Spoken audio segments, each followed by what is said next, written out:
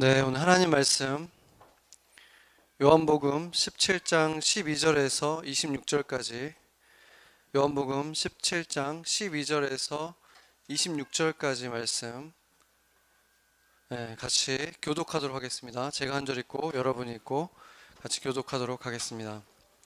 내가 그들과 함께 있을 때 내게 주신 아버지의 이름으로 그들을 보존하고 지켰나이다. 그들 중 하나도 멸망하지 않고 다만 멸망의 자식뿐이오니 이는 성경을 응하게 함이니이다.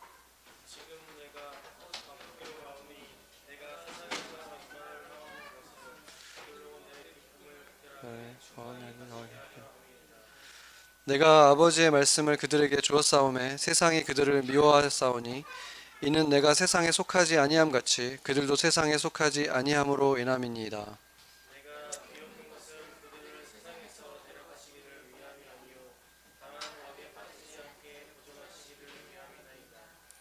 내가 세상에 속하지 아니함 같이 그들도 세상에 속하지 아니하였사옵나이다.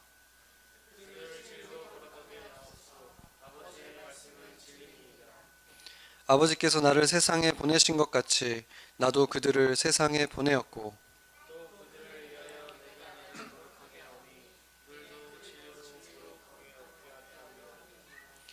내가 비옵는 것은 이 사람들만 위함이 아니요 또 그들의 말로 말미암아 나를 믿는 사람들도 위함이니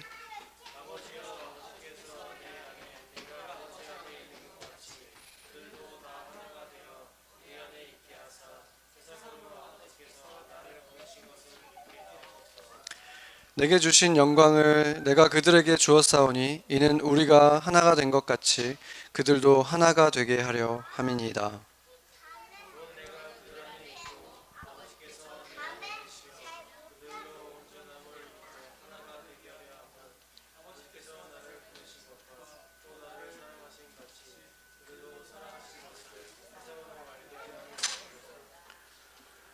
아버지여 내게 주신 자도 나 있는 곳에 나와 함께 있어 아버지께서 창세 전부터 나를 사랑하심으로 내게 주신 나의 영광을 그들로 보게 하시기를 원하옵나이다.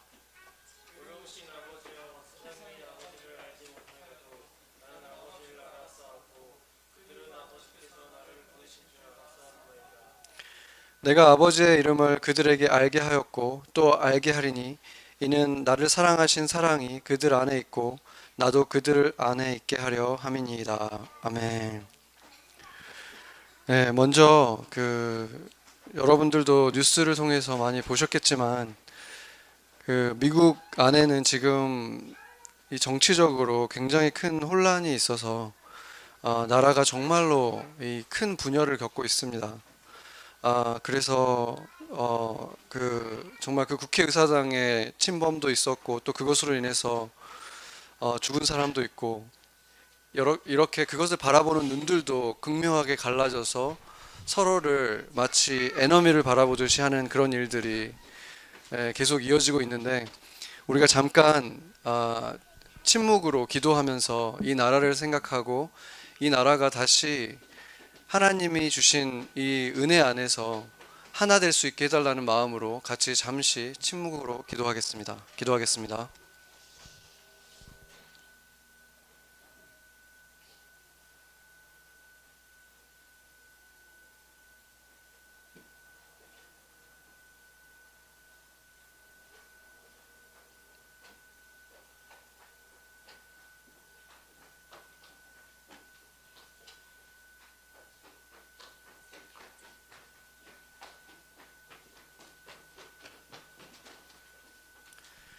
네, 한 가지 더 기도할 것은 교회들도 거기에 같이 동조해서 갈라지고 있는 모습을 보이고 있습니다.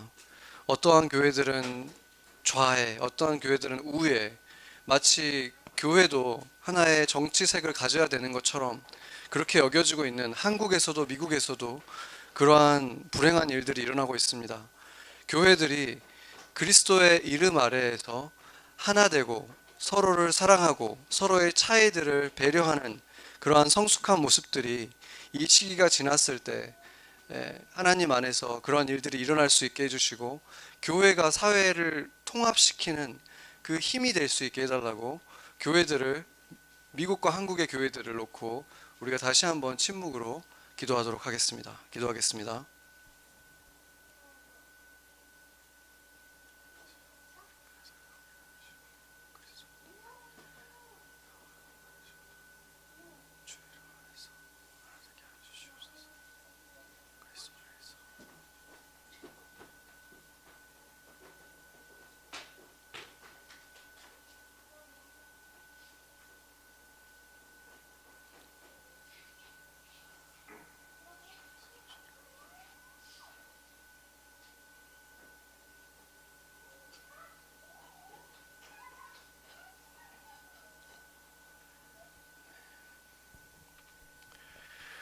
네, 성경을 제가 처음 읽었을 때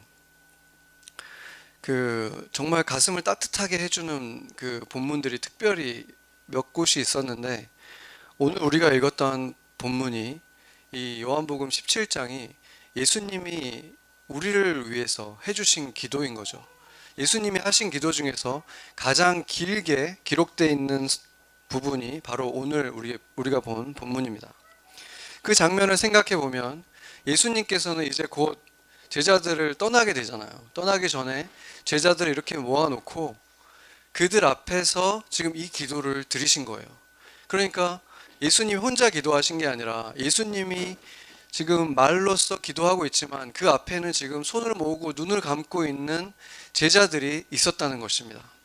그들 마음이 얼마나 뭉클했을지 한번 생각해 보세요. 이 말 한마디 한마디가 얼마나 그들을 사랑하는지, 그들을 걱정하고 있는지, 그들을 지켜달라는 기도를 하시는 그 예수님의 모습을 보면서 제자들이 아마 굉장히 따뜻한 마음으로 또 뭉클한 마음으로 이 기도를 듣고 있었을 것입니다. 그런데 그것이 우리에게도 해당되는 기도라는 것이 너무나 중요합니다. 오늘 20절을 보면 내가 비옵는 것은 이 사람들만을 위함이 아니요 또 그들의 말로 말미암아 나를 믿는 사람들도 위함이니 이렇게 말씀하고 있습니다. 그러니까 그때는 존재조차 없었던 먼 미래에 그렇게 말씀의 말씀을 계속해서 제자가 제자를 삼아서 결국에 2000년이 지났을 때 예수님을 믿게 된 우리까지도 생각하시면서 예수님이 지금 기도를 하고 계신다는 것이죠.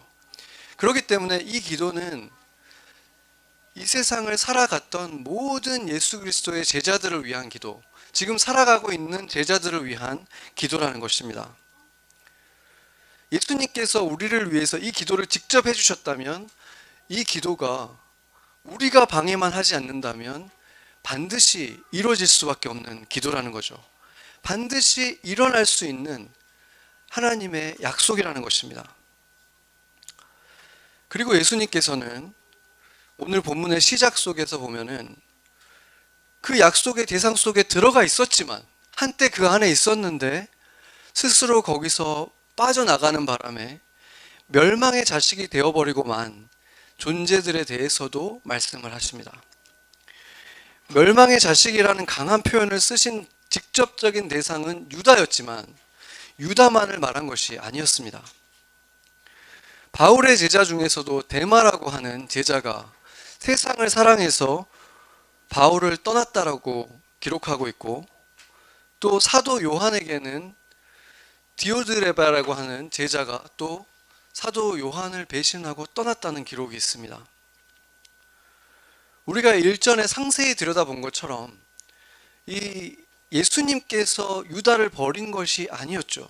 예수님께서는 마지막까지도 그 유다의 양심에 호소하면서 그가 돌이키길 원했지만 그 호소하는 예수님을 바라보면서도 비웃었던 유다가 결국에는 스스로 예수님을 버리고 떠난 것이었습니다. 그래서 하나님이 보시기에 멸망의 자식이라고까지 표현하는 그들은 하나님의 사랑을 경험하지 못했던 이방인들이 아니었습니다. 하나님의 사랑을 가까이에서 경험했고 그 능력을 직접 체험했던 사람들, 한동안 그의 그 빛 가운데 있었던 그런 사람들이 더 이상 하나님 안에서 자신들이 져야 하는 그 고생보다 세상에서 주는 만족을 쫓아가는 선택들을 내렸던 자들, 그런 자들에 대해서 하나님께서 이렇게 멸망의 자식이라는 표현까지 쓰신 것입니다. 히브리서 기자가 그들에 대해서 이렇게 쓰고 있습니다. 히브리서 6장 4절에서 6절을 같이 한번 읽어보겠습니다. 한번 빛을 받고 하늘의 은사를 맛보고 성령에 참여한 바 되고 하나님의 선한 말씀과 내세의 능력을 맛보고도 타락한 자들은 다시 새롭게 하여 회개할 수 없나니 이는 그들이 하나님의 아들을 다시 십자가에 못 박아 드러내놓고 욕되게 함이라. 아멘. 예수님께서 그에게 어떤 차갑게 대한 게 아니라 똑같이 다 사랑을 해주셨고, 특별하게 사랑한 사람들 가운데 그들이 있었는데도 불구하고, 바울에게 있어서 데마도 바울이 쓴 그 서신서에 사랑하는 데마라는 표현이 되어 있어요. 같이 바울 가장 가까이에서 바울이 행하는 것들을 보고 배웠던 데마가 떠나간 것입니다. 유다와 같은 것이죠. 그런 사랑과 은혜를 경험했는데 눈에 보이는 것들, 미래에 주어질 하나님의 약속보다 지금 당장 눈에 보이는 더 나에게 편안함을 줄 것 같고 더 나에게 즐거움을 줄 것 같은 것을 선택해버렸던, 하나님보다 그것을 더 사랑하는 선택을 내려버렸던 자들이었던 것입니다. 그러나 예수님께서 오늘 이 기도 속에서 이 말씀을 하신 것은 그 사람들을 조롱하기 위해서라거나 지금 이 제자들에게 겁을 주기 위해서 하신 말씀이 아니었습니다. 이 제자들에게 지금 굳이 이 멸망의 자식에 대해서 얘기한 이유는 그 제자들이 잠시 후에 겪게 될 굉장히 충격적인 상황이 있잖아요. 그들은 꿈에도 유다가 배신할 거라는 걸 생각도 못 했잖아요. 그런데 잠시 후에 어떤 일이 일어납니까? 유다가 그 군인들과 함께 와서 예수님을 배신하는 일이 잠시 후에 일어나잖아요. 그 상황이 닥쳤을 때 제자들이 얼마나 혼란에 빠지겠습니까? 가장 예수님 곁에서 그 돈을 맡았던, 예수님이 정말 신뢰했던, 믿었던 제자 중에 하나라고 생각했던 그 유다가 예수님을 그렇게 팔아넘기는 것을 보고 그들이 얼마나 흔들리겠습니까? 그 직전에 예수님께서 지금 이 말씀을 하시는 이유는 너희들을 내가 붙들어 왔고 너희들이 붙든 것이 아니라 아버지께 내가 지금 기도할 것이다. 아버지께서 너희들을 죄에 빠지지 않도록 지켜달라고 내가 기도할 것이다. 이렇게 너희들은 연약함이 여전히 남아있지만 나를 이렇게 팔아넘길 만큼, 이렇게 나를 적극적으로 스스로 나를 버리고 떠나지 않는 한 내가 너희들을 버리지 않을 것이다. 이것에 대해서 그들이 알 수 있도록 지금 이 말씀을 해주신 것입니다. 하나님께서 끝까지 보존하시고 지켜주실 것이다. 내가 그것을 기도한다. 이것을 보여주신 것입니다. 그리고 13절을 보면은 이 예수님께서 승천하신 이후에 성령으로 오셔서 그들에게 또 사랑을 말씀해 주실 것이고 또 여러 가지 약속을 해 주시겠지만 눈앞에서 사람으로 계실 때 이렇게 내가 그들에게 눈앞에서 정말 눈을 바라보면서 이렇게 얘기하는 이유는 그들이 나의 기쁨, 그 충만한 기쁨을 갖고 살길 원한다. 이렇게 말씀하고 있습니다. 그런데 여기서 우리는 이 제자들의 처한 상황을 한번 고려해 볼 필요가 있습니다.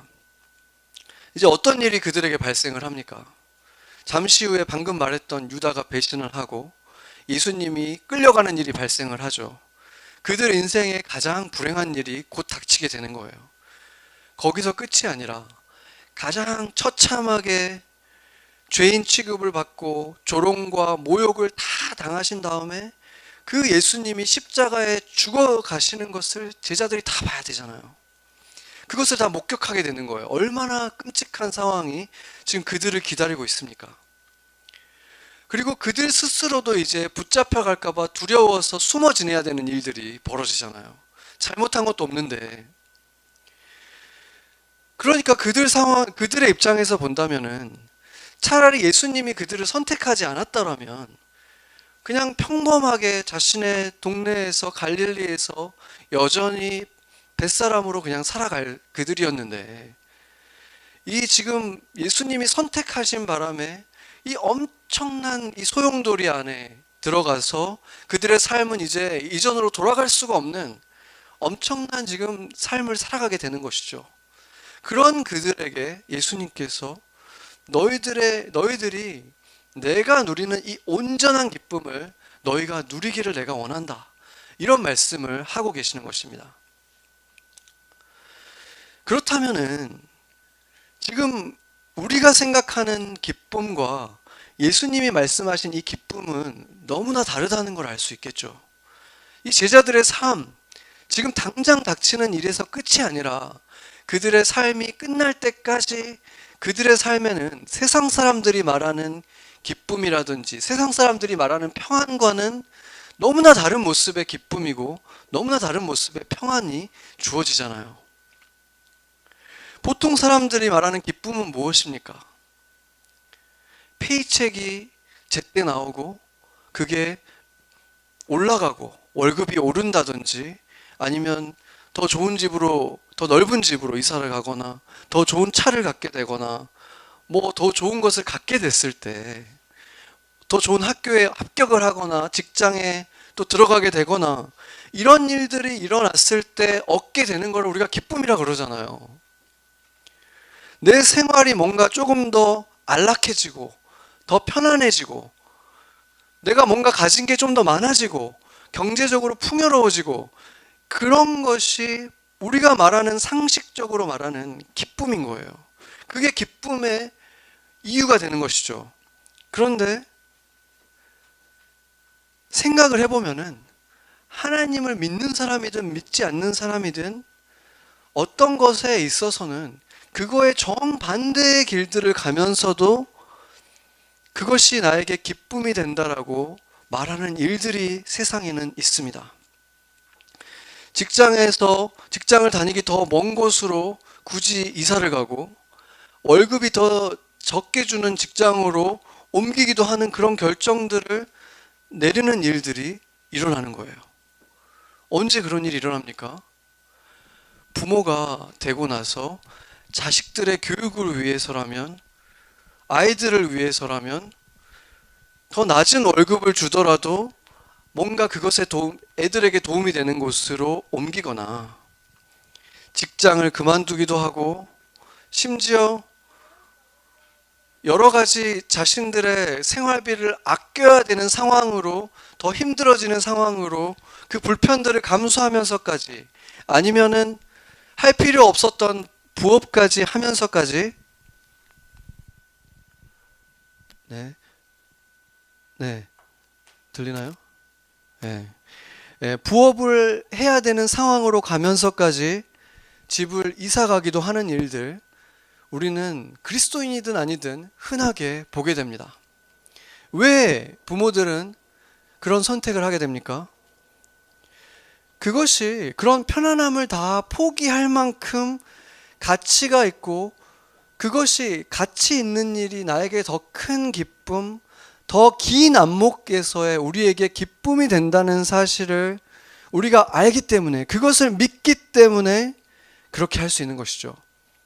당장은 그것이 더 희생이 따르고 힘든 일이지만, 그것이 큰 그림에서 긴 안목에서 보면 자식들에게 더 좋은 교육을 줄 수 있고 그들이 그것으로 인해서 더 행복해질 수 있다고 믿기 때문에, 그것이 결국에는 내게도 기쁨이 되고 내게도 행복이 될 것이라고 믿기 때문에 고생하는 선택들을 하고 그것을 감수하는 것입니다.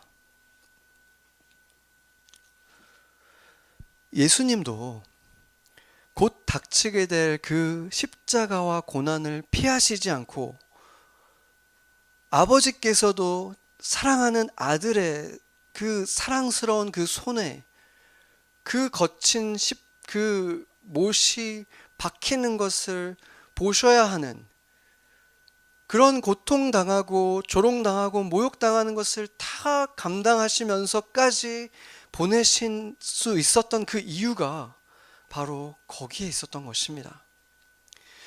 그 고통이 아니기 때문이 아니라 여전히 너무나 큰 고통이고 희생이지만 그것을 통해서 구원을 얻게 될 사랑하는 자녀들의 모습을 보셨기 때문에, 새 생명을 얻게 될 제자들이 있다는 것을 아셨기 때문에, 긴 안목에서 더 큰 기쁨을 위한 길이라는 것을 아셨기 때문에 예수님을 보내주신 것입니다.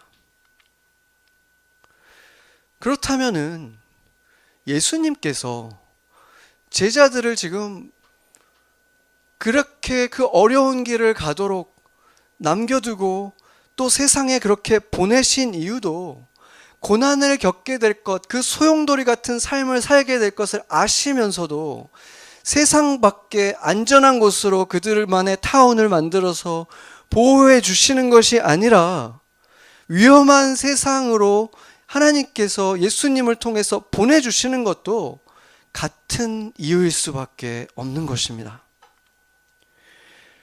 지금 당장은 희생이고 고난이지만 긴 안목에서 보면 더 큰 기쁨을 주시기 위함인 것일 수밖에 없는 것입니다. 아멘. 오늘 본문 18절을 보면 아버지께서 나를 세상에 보내신 것 같이 나도 그들을 세상에 보내었고, 이렇게 말하고 있습니다. 이 짧은 한 문장은 엄청난 사실을 말해주고 있는 것입니다. 하나님이 예수님을 세상에 보내신 것 같이 우리가 생각하는 그 기쁨이 아니라 긴 안목에서의 진짜 기쁨, 영원하고 완전한 기쁨을 위해서 보내신 것 같이 그 기쁨은 그 고난의 일시적인 그 고난과 희생하고는 비할 수가 없기 때문에 그 풍성한 기쁨을 주시기 위해서 보내신 것 같이 그냥 세상에 어쩔 수 없이 남겨놓은 게 아니라 예수님께서 일부러 보내셨다는 것입니다. 하나님이 예수님을 그런 이유로 목적으로 보내신 것 같이 사랑하는 제자들, 그렇게 사랑하는 제자들, 발을 씻겨주시고 그 발을 만지면서 그 사랑을 느끼시고 보여주셨던 그 예수님이 사랑하는 제자들을 그 고통의 길, 십자가의 길이라고 말한 그 길로 예수님이 직접 보내주셨다는 것입니다. 영원하고 완전한 기쁨, 세상의 일들과 상관없고 풍파와 전혀 연관이 되어 있지 않은, 세상으로부터 오지 않은 그 평안을 누리라고 주님께서 그 목적을 가지고 세상에 보내주셨다는 것입니다. 아멘. 그것은 부모님들이 가지고 있는 자녀들에게 연결되어 있는 그 기쁨이 있잖아요. 자녀에게 좋은 교육을 주면 자녀가 행복할 것이고, 자녀가 행복하면 결국엔 나도 행복할 것이다 라하고 굉장히 닮아있고 비슷하지만 그것조차도 세상에 국한되어 있는 완벽하지 않은 것이기 때문에 그것과도 비할 수 없는 더욱더 긴 안목에서의 더 완전하고 더 영원한 기쁨인 것입니다. 제 경우를 한번 생각해 봤습니다. 제가 가지고 있는 달란트들이 있어요. 제가 할 수 있는 일들이 있고, 그리고 제가 사회에서 경력이 있죠.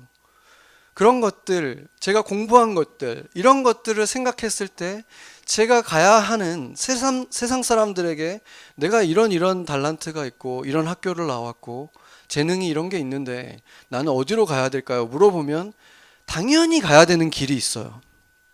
그 길로 가야 되는데 저는 그 길로 가질 않고 전혀 상관이 없어 보이는 목회자의 길을 가게 됨을 따라서 내 삶에 굉장히 많은 변화가 있을 수밖에 없었습니다. 나의 가족들에게, 나의 부모님에게도 그것으로 인해서 오히려 내 가족들까지도 희생에 동참해야 되는 일들이 일어나는 거죠.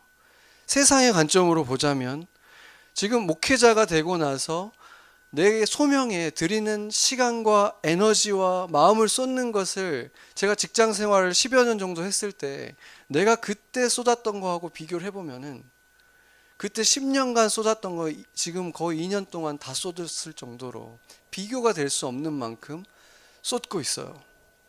그런데 그거에 비해서 그러면 세상적으로 봤을 때 경제적인 타산은 내가 그만큼 돌려받고 있느냐? 그렇지 못하잖아요. 그렇다면은 현실적으로 보면은 그런 세상의 눈으로 바라보면 저는 너무나 잘못된 프로페션으로 지금 가고 있는 거죠. 인생을 낭비하는 무능한 사람이고 무능한 남편이고 또 아빠고 아들인 것입니다. 만약에 예수님이 이 성경에서 말씀하신 것들이 진리가 아니라면, 오늘 예수님께서 기도하는 이것들이 그냥 원하시는 것일 뿐이지 약속이 아니라면,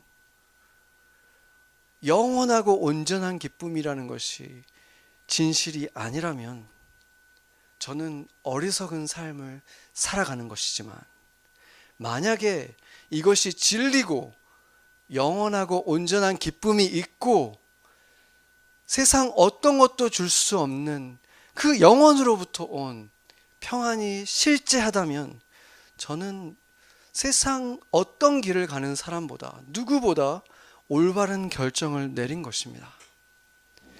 누구보다도 후회할 것이 적은 걸음을, 인생을 살고 있는 것입니다. 그것은 단지 제가 목사라는 길을 선택했기 때문만이 아니라, 단순히 그 직업을 가졌기 때문만이 아니라 예수님이 제가 가길 원하는 그 길을 걷고 있기 때문인 것입니다. 여러분은 어떻습니까? 여러분은 그 영원하고 온전한 기쁨을 향한 길을 걷고 있습니까? 예수님이 여러분을 부른 그곳에 서 있습니까? 여러분의 부르심을 발견하셨습니까?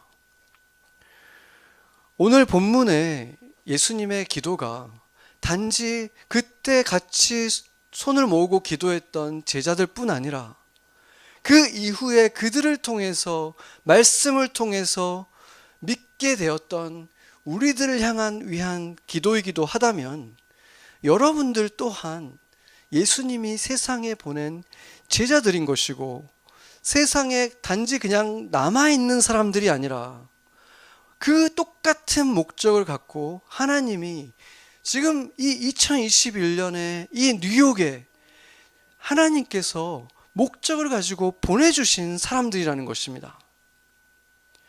그게 무슨 의미겠습니까? 무엇을 위해서 여러분들은 이곳에 보내주신 것입니까?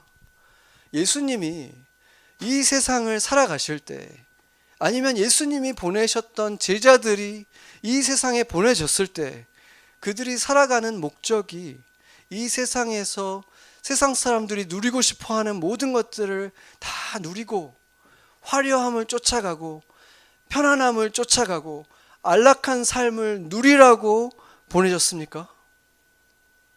예수님이 그런 삶을 누렸습니까?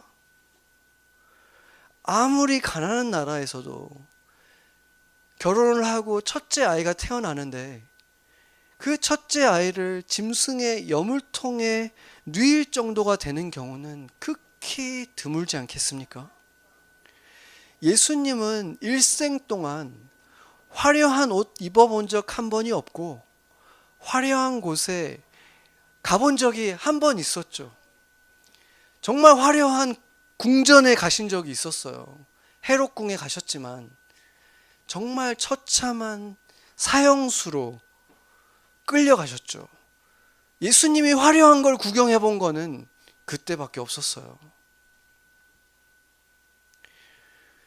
예수님이 인생을 살아가신 목적을 한마디로 요약하자면 십자가였습니다.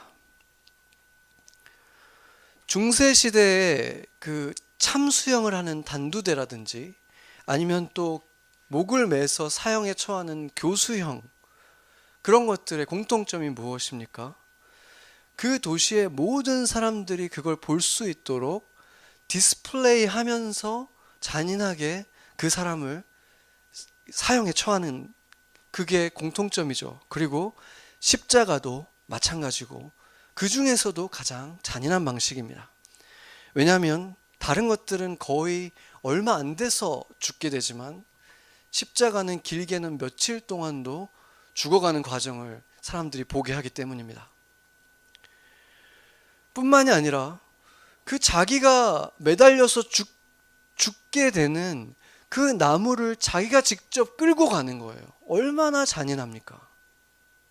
자기가 거기에 달려서 죽어야 되는데 그걸 자기가 끌고 가는 거예요. 삐틀삐틀 자기가 달리게 될 그 나무 기둥을 끌고 가는 그 모습을 예루살렘에 있는 모든 사람들이 조롱하며 보게 한 것입니다. 특히나 그때가 어떤 때였습니까? 6월절의 때였기 때문에 온 유대 사람들이 거기에 다 모여 있었고, 이스라엘 사람들뿐만 아니라 각 처소의 먼 곳에서까지, 이웃 나라에서까지 다 모여들어 있던 바로 그때에 예수님은 십자가를 지신 것입니다. 만천하에 비참한 모습으로 고난 당하시는 것, 죽어가는 것을 보이신 것입니다. 그리고 예수님께서 제자들에게 이렇게 말씀을 하십니다. 누가복음 9장 23절을 보면, 또 무리에게 이르시되 아무든지 나를 따라오려거든 자기를 부인하고 날마다 제 십자가를 지고 나를 따를 것이니라. 아멘. 이것은 목회자들에게만 한 말이 아니었습니다. 아무든지라고 분명하게 말씀하셨습니다. 예수님을 따르는 사람이라면 누구든지 십자가를 져야만 한다는 것입니다. 제 십자가라고 하셨다는 것은 모든 그리스도인들에게는 각자가 져야 될 십자가가 있다는 것입니다. 그리고 그 십자가는 아무도 모르게 혼자서 몰래 지는 것이 아니라 만천하가 보는 가운데, 누가 봐도 어려운 길을 가는 모습을 통해서, 누가 봐도 주변의 사람들이 봐도 고난받는 것을 통해서 나타나는, 디스플레이가 되는 고난이라는 것입니다. 그래서 예수님은 이것을 좁은 문이요 좁은 길이라고 말씀하신 것입니다. 마태복음 7장 13절에서 14절 말씀을 보면, 좁은 문으로 들어가라. 멸망으로 인도하는 문은 크고 그 길이 넓어 그리로 들어가는 자가 많고, 생명으로 인도하는 문은 좁고 길이 협착하여 찾는 자가 적음이라. 아멘. 이게 무슨 말입니까? 주변의 대부분의 사람들이 생각할 것도 없이 이리로 가는 게 당연하지, 이렇게 여겨지는 것들은 대부분 다 넓은 길이라는 것입니다. 그러나 예수님을 내가 믿기 때문에, 성경이 하나님의 말씀이라고 믿기 때문에 그것에서 말하는 것을 믿고 쫓아간다면 주변의 사람들은 갸우뚱거릴 수밖에 없다는 것입니다.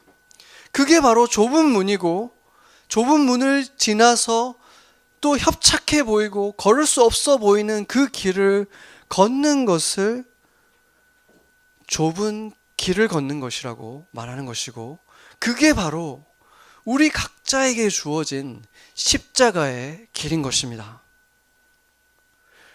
그리고 그 길을 걸을 때 누가 봐도, 내가 그 길을 걷기 전에 그 길을 보면 고난의 길로 보일 수밖에 없는 것이고, 그것은 갈 수 없어 보일 만큼 협착해 보이는 길일 수밖에 없는 것입니다. 그러나 바로 그 길이 긴 안목에서 보면 영원하고 완전한 기쁨의 길이고, 세상에 속하지 않은 평안이 주어지는 통로인 것입니다. 아멘. 아멘이 적네요. 아버지의 그 기쁨을 우리가 온전하게 누리지 못하고 있는 이유가 우리가 그 아멘을 자신 있게 할 수 없기 때문일 수 있는 것입니다. 다시 한번 묻겠습니다. 세상 사람들 눈에는 내가 그 길을 들어가기 전에 볼 때는 고난의 길이요, 도저히 걸을 수 없을 것 같고 힘들어 지쳐 쓰러질 것처럼 보이는 길이지만, 긴 안목에서 보면 그 길이 바로 영원까지 내가 누리게 될 온전한 기쁨, 세상 내 주변의 상황과 내가 처한 지금 스테이러스와 상관없이 나에게 주어지는 평안이 오는 통로인 것입니다. 그게 십자가의 길이고 기쁨과 평안의 길인 것입니다. 아멘. 네. 예수님께서 이렇게 말씀하셨습니다. 마태복음 11장 29절 30절입니다. 나는 마음이 온유하고 겸손하니 나의 멍에를 지고 내게 배우라. 그리하면 너의 마음이 쉼을 얻으리니 이는 내 멍에는 쉽고 내 짐은 가벼움이니라 하시니라. 아멘. 멍에는 두 마리 소가 함께 지도록 만들어져 있습니다. 두 소가 같이 지도록 이렇게 어깨에 지는 것을 멍에라고 하는 거예요. 농부는 보통 좀 노련한 소와 함께 어리숙한 어린 소를 같이 지게 한다고 합니다. 그러니까 사실상 이 노련하고 이 성숙한 소는 이 어리숙한 소가 없는 것이, 혼자 가는 것이 훨씬 더 편하겠죠. 그래서 예수님과 함께 십자가를 진다는 것은 우리에게 부담되고 무거운 일이 전혀 아닌 거예요. 뭘 겉에서 보면 저 두 마리 소가 다 고생하고 있어 보일 수 있지만, 실제로는 이 노련한 소가 그 소를 끌고 가고 있는 거예요. 그렇기 때문에 우리에게는 겉으로 보기에는 고난처럼 보여도 그곳에 살아가는 사람들은 그것이 이미 기쁨이고 날개가 되는 것입니다. 아멘. 그래서 주님의 계획 속에서 정말 힘들어 보이는, 힘든 곳에 선교사로 가 있는 분들 중에서 정말 부르심에 맞게 가 있는 그분들을 만나서 물어보면 그곳에 있을 때가 가장 행복하다고 말하는 거예요. 그걸 어떻게 하지? 우리는 그게 소명이 아니니까 힘들어 보이지만 그분은 거기 있는 게 행복한 거예요.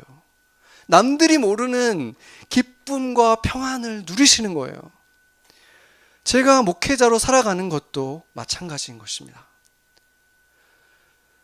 현실적인 눈으로 보면 어리석은 선택으로 보일 수 있고, 장남인데 부모님들을 지금 많이 만나지도 못하고 돌보지도 못하는 불효자의 삶을 사는 것 같고, 이해되지 않고, 또 예수님을 믿는 사람들 눈에도 꼭 목회자까지 되었어야 하나 이렇게 생각할 수도 있잖아요. 그러나 저는 이 길을 걸으면서 그 전에 경험하지 못했던 큰 기쁨을 맛보고 있습니다. 어떤 상쾌한 공기를 처음 마신 것 같은 공기를 마시는 거예요. 바로 지금 이 순간이, 제가 이렇게, 물론 여러분들이 이 자리에 다 있다면 더 기쁘겠지만, 이렇게 하나님께서 저를 통해서 그 말씀을 전하시는 이 순간에 내 삶의 목적이 성취되고 있다는 것을 내가 알고 주의 눈으로 지금 나를 바라보고 있는 이 순간이 가장 행복한 순간인 것입니다. 물론 자라나는 성장통도 있고 그것이 희생이 되지 않는 것이 아니라 고통이 되지 않는 것은 아니지만, 가지고 싶은 것을 내가 다 가진다고 해서 마음의 이 평안을 누리지 못한다면은 가지고 있는 것이 많으면 많을수록 더 불행하지 않겠습니까? 이렇게 가졌는데도 채워지지 않으면, 이렇게 가졌는데도 행복하지 않으면 나는 어떻게 행복해질 수 있을까? 더 불행해지는 거예요. 이 길에 예수님께서 함께 멍에를 지고 걸어주시기 때문에 나 혼자 지는 십자가가 아니라 예수님의 십자가에 달려있는 작은 십자가 지고 함께 걷는 것이기 때문에 나는 마음의 쉼을 얻고 영원하고 완전한 기쁨을 누리는 것입니다. 여러분 모두에게도 주어진 십자가들이 있습니다. 그리고 그 십자가도 주변의 사람들이 볼 때에는, 세상이 볼 때에는 갸우뚱거리게 되는 선택일 것입니다. 겉으로 보기에는 그 문은 오히려 가서는 안 되는 길처럼 보일 수 있고, 협착해서 고생길이 훤한, 걸을 수 없어 보이는 길로 보이기 때문입니다. 그러나 여러분 가운데 이미 그 길을 걷고 있는 분들이 있다면 제가 지금 무슨 말을 하고 있는지 알 것입니다. 지금까지 나는 마스크를 끼고 있는 삶을 살았던 것 같다. 숨은 쉬고 있었지만 한 번도 내가 이렇게 더 온전한 기쁨과 평안함은 못 누려봤었구나. 이걸 알게 되는 거예요. 내 십자가를 졌을 때 그때만 누리게 되는 것입니다. 아직 그 길에 들어서 보지 못했다면 그것을 위해서 온 마음을 다해서 찾으십시오.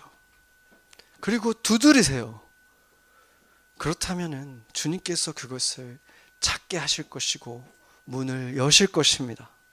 그것이 여러분들이 이 땅에 보내진 목적이에요. 너무나 당연하지 않습니까? 그것을 위해서 태어났는데, 그곳으로 가겠다는데 주님이 안 열어주실 수가 있겠습니까? 그 길은 반드시 찾아질 것이고 그 문은 반드시 열릴 것입니다. 아멘.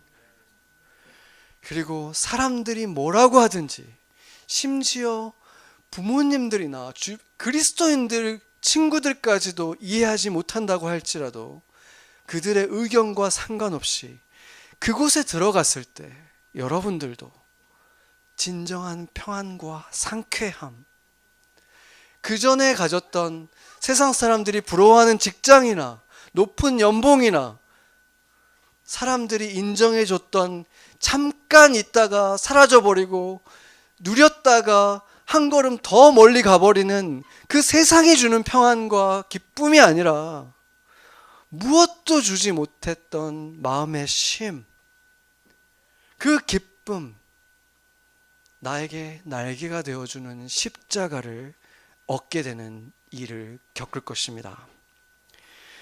예수님은 자신의 제자들을 자신이 있는 동안에 내가 보존하고 지켰던 것처럼 이제 내가 아버지께로 가니까 아버지께서 이들을 보존해 달라고 기도하고 있습니다.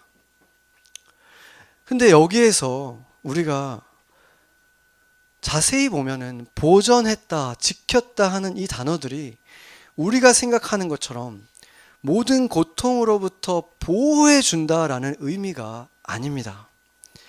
오늘 본문 15절을 보면은 내가 비옵는 것은 그들을 세상에서 데려가시기 위함이 아니요 다만 악에 빠지지 않게 보존하시기를 위함입니다. 아멘. 이렇게 말하고 있습니다. 그러니까 이들이 고생하는 삶이나 어떤 이들 삶에 어려움이 닥치는 것에서 보호해 주세요, 아프지 않게 보호해 주세요라고 기도한다고 우리가 그렇게 보게 될 수 있는데 그게 아니라는 말이에요. 십자가를 피할 수 있게 해달라고 기도한 것이 아니었다는 말입니다. 여기에 쓰였던 단어가 헬라어로 두 가지 단어가 쓰였는데 에페톤이라는 단어하고 필라소라는 단어가 쓰였어요. 에페톤이라는 단어는 기본적으로 영어로 치면 keep이라는 뜻이에요.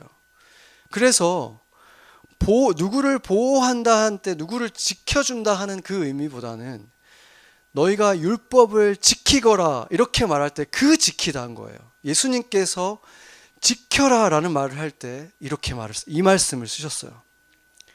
그리고 필라소라는 말은 막아준다라는 의미가 있지만 여기에서 쓰인 필라소도 보면 15절의 필라소가 악의 공격으로부터 막아주세요가 아니라 이들이 악에 빠지는 것으로부터 막아달라고 한 거예요. 차이가 있죠. 누가복음에 이렇게 보존하고 지켜주세요라는 말을 똑같이 이 이 단어를 똑같이 관용어처럼 쓰신 게 있어요. 에페톤과 필라소가 똑같이 쓰인 게 누가복음 12장 15절인데 세 번역으로 보면 이렇게 되어 있습니다. 너희는 조심하여 온갖 탐욕을 멀리하여라. 재산이 차고 넘치더라도 사람의 생명은 거기에 달려있지 않다. 아멘. 여기에서 지금 조심하여 탐욕을 멀리해라. 여기가 지금 에페톤과 멀리하라라는 것을 필라소를 그대로 쓴 거예요. 이게 무슨 의미겠습니까? 주님께서 이 지키고 보존한다는 말을 이 의미로 썼다는 것이 너무나 중요한 것입니다. 왜냐하면 예수님을 열심히 따르는 것 같은데 그들 삶에 불행한 일이 일어나고 몸에 병이 들고 그렇게 고통을 당하는 걸 보면 사람들이 수군거리는 거예요. 세상 사람들도 그렇게 어려움에 처한 사람들을 보면 수군거리기보다는 안타까워하는데 오히려 예수님을 믿는다고 하는 사람들이 그런 걸 보면은 이렇게 수군거려요. 뭔가 겉으로는 열심히 믿는 것 같은데 안 보이는 뭔가 죄를 지은 거 아니야? 그런 아주 악한 비판적인 시선을 갖고 수군거리는 사람들이 있다는 것입니다. 왜 그렇습니까? 그들 생각에는 예수님을 잘 믿으면, 하나님을 잘 믿으면 악에서 다 보호해 주시기 때문에 부자가 돼야 되고 건강해야 된다고 그들은 믿고 있는 거예요. 그런데 그것은 이 특별히 신약 성경과 시편을 여러분들이 열심히 읽으면 사실이 전혀 아니라는 것을 알 수 있습니다. 주님께서 관심 있는 것은 이 땅에서 부요한 삶을 사는 것이 아니라고 오히려 가르쳐 주시기 때문이죠. 주님께서 물론 병에 드는 것을 막아주시고 보호해 주실 때가 있고 병에 들었다가도 고쳐주실 때가 있습니다.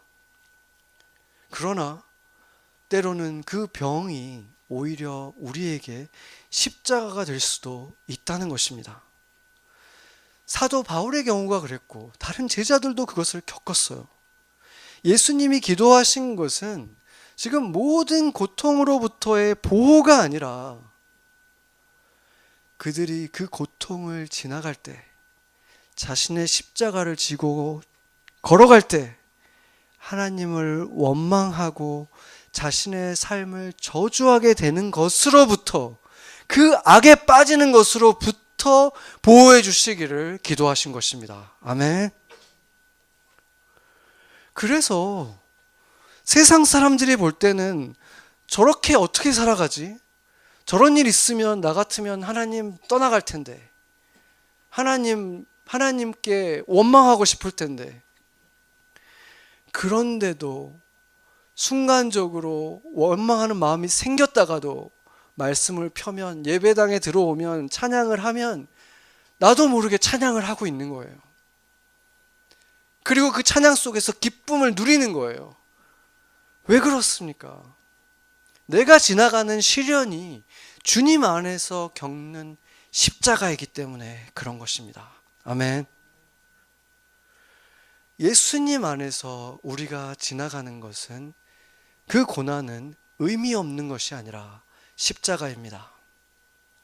그리고 우리가 그 의미도 깨닫지 못하고 예수님도 모른 채로 지나왔던 그 삶들조차도 내가 잘못해서 내가 고통을 겪었고 나로 인해 다른 사람이 겪었던 그 고통조차도 내가 예수님 안에 들어오고 나면 그것조차도 십자가가 되는 것입니다. 아멘.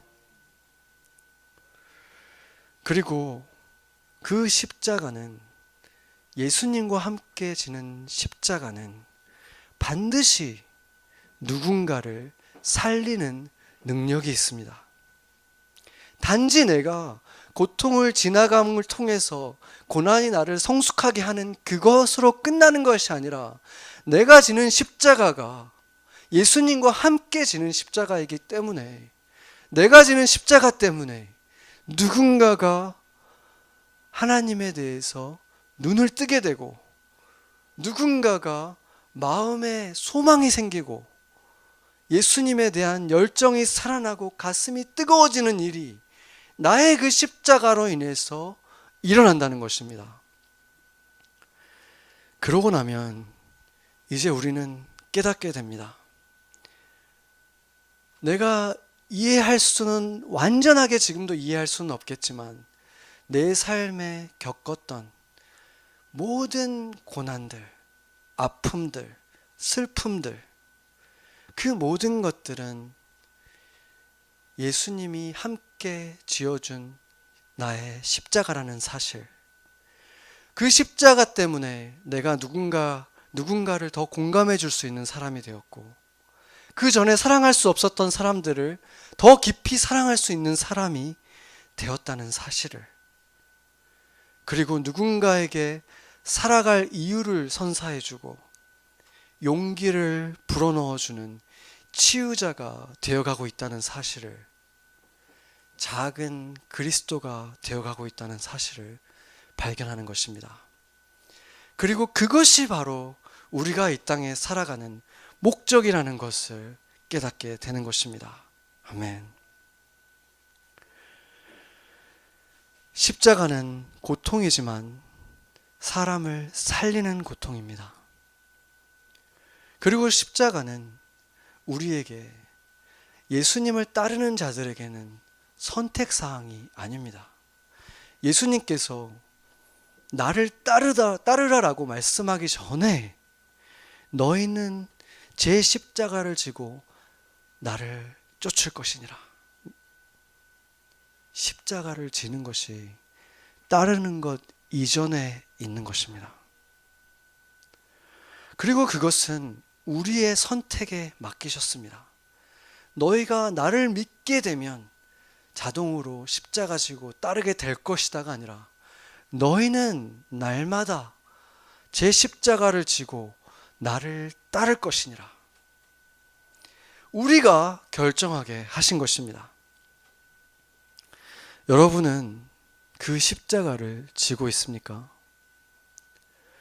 십자가를 지는 삶은 어리석어 보일 수 있지만, 십자가를 피해서 달아났던 유다가, 데마가 영영이 어리석고 불쌍한 자의 대명사가 되어버린 것을 우리는 알고 있습니다. 그래서 주님이 주신 십자가를 우리는 취해야 하는 것입니다. 그것을 위해서 보내심을 받았다면 내 십자가를 달게 기쁘게 취하고 예수님을 따라야 하는 것입니다. 그러고 나면 마음에서 동떨어진 머릿속의 믿음이 아니라, 예수님이 나를 위해서 죽으셨고 부활하셨다는 그 사실을 그냥 머릿속으로 믿는 것에서 그치지 않고 그 모든 일이 내 삶의 실제가 되는 것입니다. 세상에서 수없이 나에게 약속해 왔지만, 어렸을 때부터 너가 이것을 가지면 너는 행복해질 거다, 너가 이것이 없기 때문에 네가 지금 공허함을 느끼는 것이다, 수많은 약속들, 그것이 그 약속을 지켰습니까? 그것을 갖게 되고 나서, 그 학교에 들어가고 나서, 그 직장에 들어가고 나서 얼마 동안 우리는 그 기쁨을 누렸습니까? 오히려 그것을 갖고 나서 그 기쁨이 사라졌을 때 많은 것에서 그것을 경험하면 경험할수록 더 공허해지는 거예요.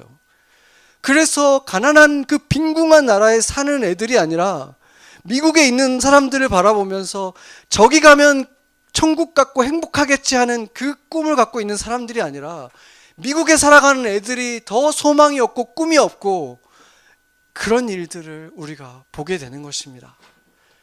그것들이 주지 못하기 때문인 것입니다. 그렇게 갈증만 주는 가짜 평안이 아니라 영원토록 솟아나는 참된 평안, 이 세상에 있는 것들로부터 오지 않은 그 평안, 예수님의 평안, 진짜 참된 쉼을 우리가 누리게 되는 것입니다.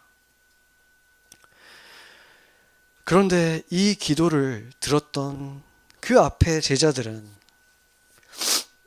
예수님이 붙들려 가던 밤에 모두 하나도 빠짐없이 도망갔습니다. 그들이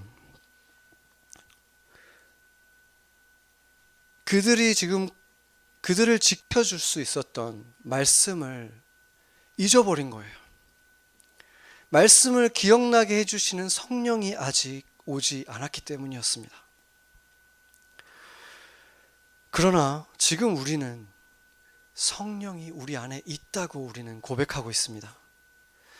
살아있는 하나님의 말씀은 이렇게 우리 손 안에, 언제 여러분의 손에 이 말씀이 떠나간 적이 있습니까? 이 핸드폰이 정말 클릭 하나 하면 언제든지 24시간 열어볼 수 있고, 한국말로 영어로 다 여러 가지 번역본으로 이 친절하게 우리 눈앞에 가져다 준 이 말씀이 있잖아요.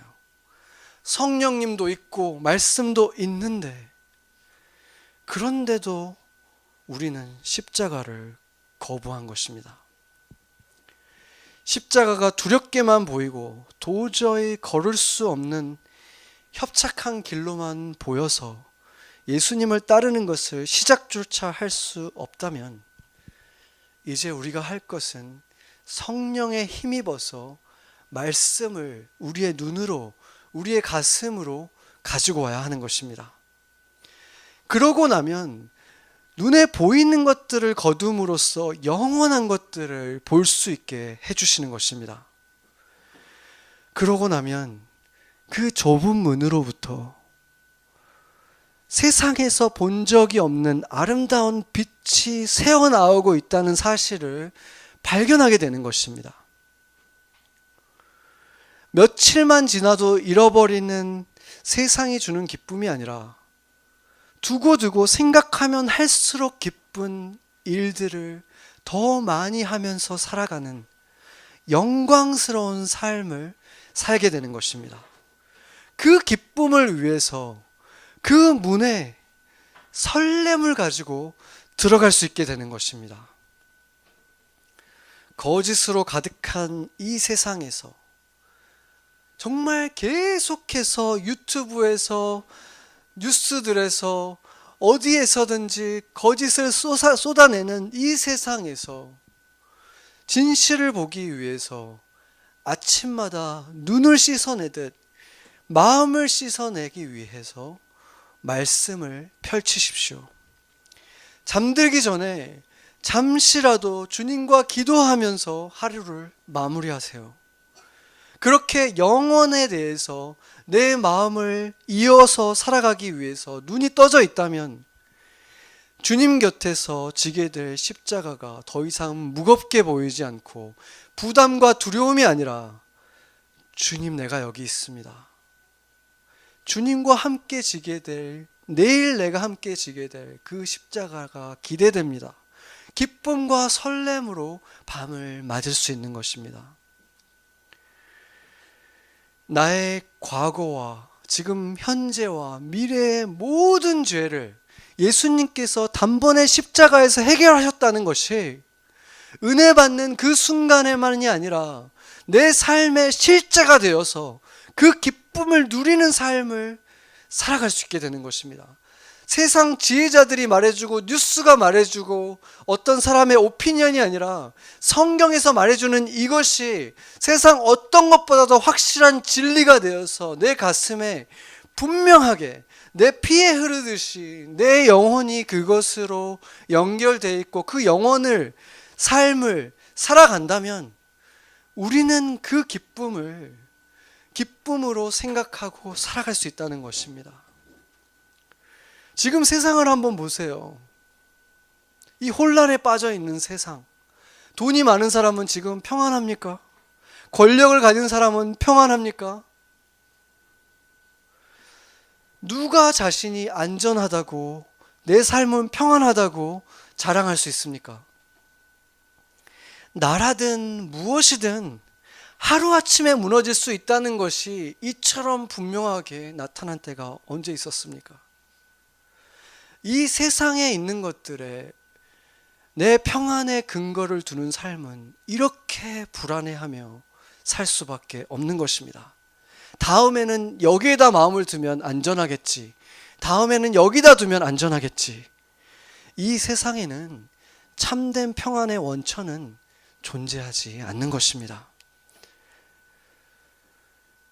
이 세상에 속하지 않은 흔들림 없는 나라, 영원한 나라의 하나님께, 그분이 나를 어떤 존재로 바라보고 계신가, 내가 그분께 어떤 존재인가를 알고 그것이 내게 실제가 되어서 살아갈 때, 하나님께 내가 말 잘 들을 때만 사랑하는 아들이 아니라 내가 실패하고 넘어졌을 때도 변함없이 사랑스러운, 주님 눈에는 의로운 아들이고 의로운 딸로 한순간도 바뀐 적 없이 그렇게 사랑하는 아들이고 딸이라는 사실이 나에게 가장 분명한 진리로, 어떤 것보다도 분명한 사실로 살아가는 그러한 삶을 우리가 십자가 지고 살아갈 때, 주님이 이렇게 살아가야 한다고 하는 삶을 살아갈 때, 주님과 함께 그 멍에를 지고 살아갈 때만 주어진다는 것입니다.